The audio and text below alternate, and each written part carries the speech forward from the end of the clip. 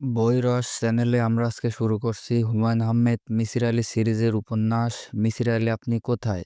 আজ নবম পর্ব। মিসির আলী ছাত্রের ডায়েরি নিয়ে বসেছেন। অল্প কিছু পাতা বাকি। এই পাতাগুলিতে হঠাৎ হঠাৎ কিছু অসংলগ্ন বাক্য ঢুকে পড়েছে। যেমন তারকা চিহ্ন দিয়ে লেখা পাচ্ছি না কেন, রুলার রুলার লবণ নাই, পাঁচটা পুরো পাতা আছে উল্টো করে লেখা, শুধু আয়নার সামনে ধরা পড়লেই পড়া যায়। ডাইসিলেক্সিয়া নামক ব্যাধির রোগীরা এইভাবে লেখে। তার কি ডাইসিলেক্সিয়া আছে? মিসির আলি উল্টো করে লেখা অংশটা আগে পড়লেন। তার আয়না প্রয়োজন হলো না। পড়তে কিছু বেশি সময় লাগলো। তার ছাত্র ফারুক লিখেছে, এই অংশে আমি কিছু অদ্ভুত কথা লিখব। কথাগুলি সাধারণ ব্যাখ্যার বাইরে। সরকারি ছুটির দিন। আমি কলেজে যাইনি। কান্নার শব্দ শুনে উঠে গেলাম। আঙ্গুর কাঁদছে। আমার কাজের মেয়ে আঙ্গুর খুব ভয় পেয়েছে। সে বসার ঘরের পর্দার আড়ালে লুকিয়ে কাঁদছিল। আমি তাকে পর্দার আড়াল থেকে বের করলাম। বললাম, কি হয়েছে? সে বলল, ভয় পাইছি। কখন ভয় পেয়েছিস? সকালে। দিনে দুপুরে কিসের ভয়? কি দেখে ভয় পেয়েছিস? মেয়েটা কিছু বলে না, শুধু কাঁদে আর এদিক ওদিক তাকায়। বড় বড় করে নিঃশ্বাস নেয়। কাঁদতে কাঁদতে তার হেঁচকির মতো উঠে গেল। হিস্টেরিয়াগ্রস্ত অবস্থা। মেয়েটির একটি কথায় সে বাড়িতে থাকবে না, এখনই চলে যাবে। তার ভয় পাওয়ার বিষয় নিয়ে যে আয়নার সঙ্গে আলাপ করব, সে উপায় নেই। আয়নার নতুন অভ্যাস হয়েছে নদীর পাড়ে যাওয়া। সে নদীর পাড়ে ঘন্টার পর ঘন্টা বসে থাকে। আমাদের কলেজের পাশেই নদী, নাম বড় গাং। আয়না খুঁজে খুঁজে নদীর পাড়ে একটা ছাতিম গাছ বের করেছে। সে গাছের গুঁড়িতে বসে থাকে। তাকে নিয়ে কলেজের ছাত্রছাত্রীদের মধ্যে কানাঘোষাও আছে, যেমন তার মাথা ঠিক নাই। সে নিজে নিজে হাত নেড়ে কথা বলে আর হাসে। আমি আঙ্গুরকে শান্ত করার চেষ্টা করলাম, লাভ হলো না। আমি বললাম, আয়না ফিরুক, তারপর তোকে আমি বাড়িতে নিয়ে আসব। আঙ্গুর তাতেও রাজি না। তাকে এখনই দিয়ে আসতে হবে। সে আর এক মুহূর্তের জন্যও থাকবে না। থাকলে নাকি সে মরে যাবে। বাধ্য হয়ে আমি তাকে নিয়ে রওনা হলাম। তার বাবা মা শহরের এক বস্তিতে থাকে। রিকশায় যেতে 15-20 মিনিট লাগে। রিকশায় উঠে আঙ্গুর স্বাভাবিক হয়ে গেল। আমাকে ভয় পাওয়ার ঘটনা নিচু গলায় বলল। যে ঘর ঝাড় দিচ্ছিল তার আপামনির সামনে বসে চুল আঁচড়াচ্ছিল। হঠাৎ সে দেখে আপামনির হাত থেকে চিরুনি পড়ে গেছে আর আপামনি আয়নাটার ভেতর ঢুকে গেছে। আমি তার কথার কোনো গুরুত্ব দিলাম না। কি দেখতে কি দেখেছে, মানুষ আয়নার ভেতরে ঢুকে যাবে কিভাবে? সে যদি বলতো আপামনি হঠাৎ শূন্য মিলিয়ে গেছে, তাও একটা কথা হতো। মানুষের চোখে ব্লাইন্ড স্পট বলে একটা ব্যাপার আছে। হঠাৎ কোনো বস্তু ব্লাইন্ড স্পটের মধ্যে পড়ে গেলে তা দেখা যায় না। ফেরাউনের কিছু জাদুকর ব্লাইন্ড স্পটের বিষয়ে জানতেন। তার সাহায্য তারা জীবনে বস্তু অদৃশ্য করার খেলা দেখতেন। আমি আয়নাকে নিয়ে কিছু বললাম না। আঙ্গুর তার বাবা মাকে দেখার জন্য হঠাৎ ব্যস্ত হয়ে পড়েছে বলে কয়েকদিনের জন্য তাকে বাবা মায়ের কাছে রেখে এসেছি। এতটুকুই বললাম। আয়না বলল, তাড়াতাড়ি নিয়ে এসো। মেয়েটাকে ছাড়া বাসাটা খালি খালি লাগছে। আমি বললাম, আচ্ছা। আয়না বলল, মেয়েটাকে আমার খুব পছন্দ। তাকে পালক নিলে কেমন হয়? আমাকে মা ডাকবে, তোমাকে বাবা ডাকবে। আমি বললাম, মেয়েটাকে পালক নিতে হবে কেন? আমাদের নিজেদের ছেলে মেয়ে হবে, তারা বাবা মা ডাকবে। আয়না বলল, আমাদের ছেলে মেয়ে হবে না। আমি বললাম, কেন হবে না? আয়না তার জবাব না দিয়ে আমার সামনে থেকে উঠে বারান্দায় চলে গেল। তার পছন্দের জায়গায় গিয়ে বসলো। তার বারান্দায় বসার অর্থ 1-2 ঘন্টা সে জিম ধরে থাকবে। হাত নাড়বে, বিড়বিড় বিড়বিড় করবে। ছোট মেয়েটার অনুপস্থিতিতে যে আমাদের জীবনযাত্রার বড় কোনো পরিবর্তন আনলো না। সবকিছুই আগের মতোই চলতে লাগলো। আয়না গুছিয়ে সংসার করে। সে যে কাজ করছে, বাসন ধুচ্ছে, কাপড় ধুচ্ছে কিংবা রান্না করছে, তা বোঝাই যাচ্ছে না। তার সব কাজকর্ম নিঃশব্দ। আমি একটা ঠিক বুয়া রাখতে চেয়েছিলাম, সে রাজি হলো না। সে বলল, ওদের গা থেকে আমি নোংরা গন্ধ পাই। আমার শরীর ঘিনঘিন ঘিনঘিন করে। গন্ধ বিষয়ে আমার সমস্যা আছে। আয়নার এই কথায় খুবই সত্যি। মাছের গন্ধ যে সে সহ্য করতে পারে না। আমাদের বাসায় মাছ রান্না হয় না। পাশের ফ্ল্যাটে মাছ রান্না সে নিতে পারে না, সারাক্ষণ নাকে রুমাল চাপা দিয়ে রাখে, কিংবা নদীর পাড়ে ছাতিম গাছের নিচে বসে থাকে। আমার সঙ্গে আমার কথাবার্তা তেমন হয় না। আমি প্রশ্ন করলে জবাব দেয়, তাও সবসময় না। মাঝে মাঝে অদ্ভুত কথা বলে, আমাকে চমকে দেয়।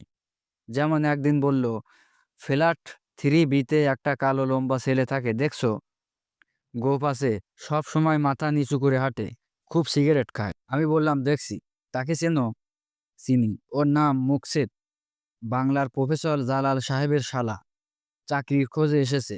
আয়না বললেও ও একটা খুনি, 5টা খুন করছে। আমি চমকে উঠে বললাম, কি বলো তুমি? আয়না বলল, মানুষ কারণে খুন করে, টাকা পয়সার জন্য করে, শত্রুতার জন্য করে, আর এই লোকটা কারণ ছাড়া খুন করে। আমি বললাম, মন গড়া কথা কখনো বলবে না। মোকসেদের মতো শান্ত, নরম ও ভদ্র ছেলে আমি কখনো দেখিনি। আয়না বলল, সে পুলিশের হাতে ধরা পড়বে, পুলিশ তাকে খুঁজছে। আমি বললাম, টেলিপ্যাথির মাধ্যমে সব জেনে ফেলছো নাকি স্বপ্ন দেখছো? আয়না বলল, কিভাবে জেনেছি আমি জানি না, তবে জেনেছি প্রফেসর সাহেব ওই খুনিটার দুলাভাই না। তিনি সব জেনে শুনে খুনিটাকে আশ্রয় দিয়েছেন। খুনিটার নাম মোকসেদ না, তার নাম কামাল। যাদের খুন করেছে তাদের নাম কি? মেয়েটার নাম বলতে পারি, তার নাম শিউলি। মেয়েটাকে প্রথম সে পাট খেতে টেনে নিয়ে গিয়ে রেপ করেছে, তারপর খুন করেছে। আমি তাকিয়ে আছি, আয়নার উদ্ভট কথাবার্তার কোনো অর্থ করতে পারছি না। এটা কি প্যারানিয়া? আয়না বলল, তুমি কি থানার ওসি সাহেবকে বলবে যে কামাল এখনো এখানে লুকিয়ে আছে? আমি বললাম, উদ্ভট কথাবার্তা বলবে না। কোনো কারণ ছাড়া আমি ওসি সাহেবকে বলবো যে আমাদের পাশের ফ্ল্যাটে একজন খুনি ঘাপটি মেরে আছে? আয়না ছোট্ট নিঃশ্বাস ফেলে বলল, থাক, বলতে হবে না, যা হবার আপনাতেই হবে। কয়েকদিন আগে আর পরে খুনিটার ফাঁসি হবে। মজার ব্যাপার হচ্ছে, ফাঁসির দড়িতে ঝুলেও কিন্তু সে মরবে না। দীর্ঘ সময় ঝুলন্ত অবস্থায় বেঁচে থাকবে এবং চোখের সামনে ভয়ঙ্কর সব দৃশ্য দেখবে। তার কাছে মনে হবে সে অনন্তকাল এসব দৃশ্য দেখছে। আমি বললাম, তুমি কি তার ভবিষ্যৎ চোখের সামনে দেখছো? আয়না হাসলো, আর কিছু বলল। আয়নার সঙ্গে খুনি মুকাসেদ বিষয়ে কথাবার্তা বলার দ্বিতীয় দিনে পুলিশ এসে মুকসিদ এবং প্রফেসর জালাল সাহেবকে অ্যারেস্ট করে নিয়ে গেল। আমি প্রিন্সিপাল সাহেব এবং 4জন শিক্ষককে নিয়ে থানায় ছুটে গেলাম। জালাল সাহেবকে অ্যারেস্ট করছে একজন সিনিয়র শিক্ষক। ওসি সাহেব বললেন, এই ভয়ঙ্কর খুনি এখানে লুকিয়ে আছে, আমরা জানতাম না।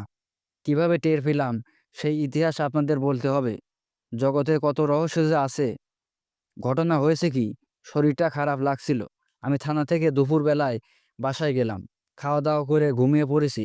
হঠাৎ স্বপ্নে দেখি অতি অপরূপ এক মেয়ে আমাকে বলছে, ওসি সাহেব, ঘুম থেকে উঠুন, ভয়ঙ্কর খুনি কামাল কোথায় আছে আমি জানি। এই হলো ঠিকানা।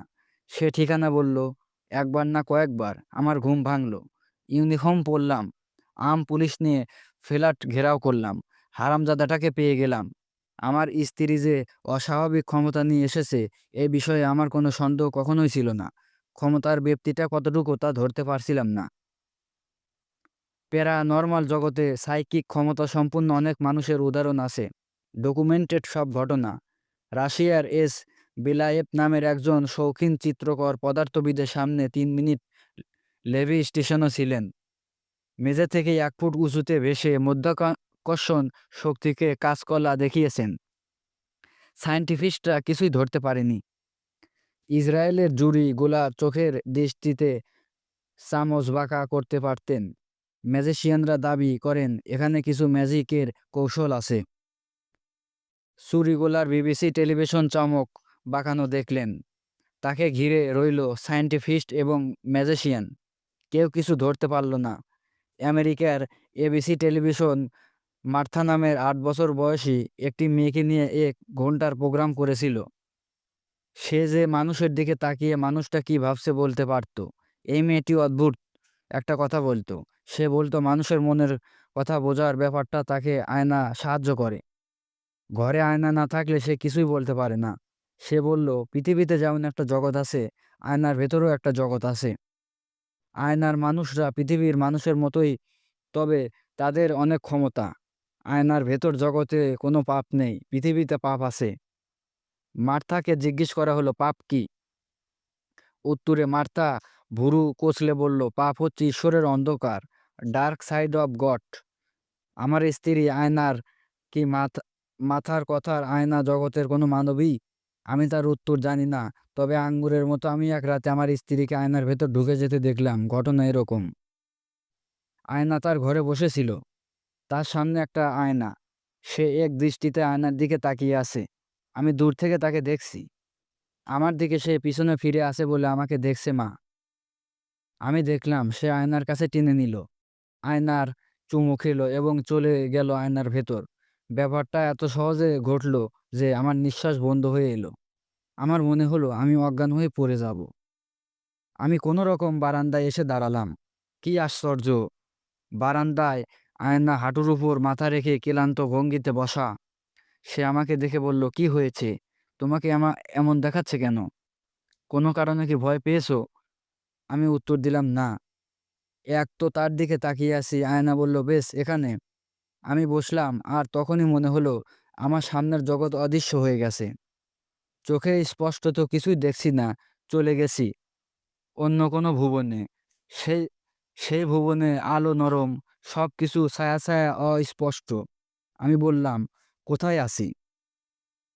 আয়নার গলা শুনতে পেলাম। সে বলল, এই তো আমার পাশে। আমার হাত ধরো। আমি আয়নার হাত ধরে খুঁজে পাচ্ছি না, তাকে স্পষ্টভাবে দেখছিও না। আবার বললাম, আমি কোথায়? আয়না বলল, আমার আয়নার ভেতরে চলে এসেছি। এখন থেকে আয়নার ভেতরে থাকবো। ভালো হয়েছে কিনা?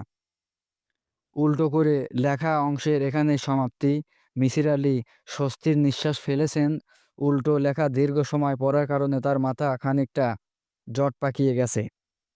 চারপাশের জগৎ দুলছে, বুক ধক ধক ধক করছে। কিছুক্ষণ চোখ বন্ধ করে মাথাকে সুস্থির হতে দিতে হবে। মিসির আলি চোখ বন্ধ করলেন। এর মধ্যেই ঢুকলো মাজেদ। মাজেদ বলল, স্যার, ঘুমে গেছেন? মিসির আলি বললেন, না। ঢাকায় কবে যামু স্যার? আজই যাব। আমার স্যান্ডেল কিনে দিব। স্যার, মাথা মালিশ কইরে দিমু? না, এখন বিরক্ত করিস না। আমি একটা বিষয়ে নিয়ে চিন্তা করছি। চইলা যাব? হ্যাঁ।